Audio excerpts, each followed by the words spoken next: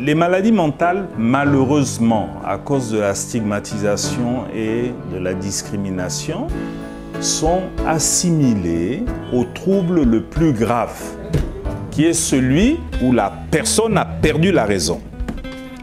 Sur les facteurs qui peuvent prédisposer quelqu'un à faire une maladie mentale, notamment les facteurs toxiques, l'alcool, les drogues, aussi bien que les facteurs environnementaux.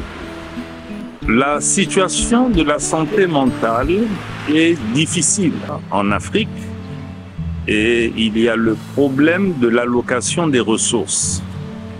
On se rend compte souvent que la santé mentale est le parent pauvre de la santé. C'est pour cela qu'il est important de faire des actions de plaidoyer afin que le personnel politique se rende compte que la santé mentale, c'est quelque chose d'important, d'autant plus que c'est un problème de santé publique. 20% des personnes qui consultent en médecine générale consultent pour une affection de santé mentale.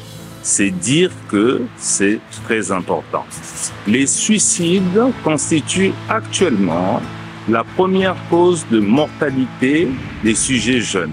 Et on sait que lorsque quelqu'un se suicide, c'est que généralement, il y a eu un problème de santé mentale qui est passé inaperçu. C'est pour ça qu'il est important que les professionnels puissent faire le dépistage, mais il est également important que les familles soient informées sur les signes qui peuvent leur permettre de déclencher un appel à l'aide.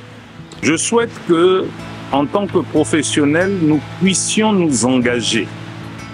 Qu'il y ait un engagement physique, qu'il y ait un engagement moral, qu'il y ait un engagement spirituel et qu'il y ait également un engagement financier pour que nous puissions être les artisans de notre propre destin et améliorer, participer à l'amélioration avec notre ministère de la Santé et de la Population, à l'état de santé mentale de nos populations. 75 ans au service des communautés, l'OMS a 75 ans au service de ses communautés.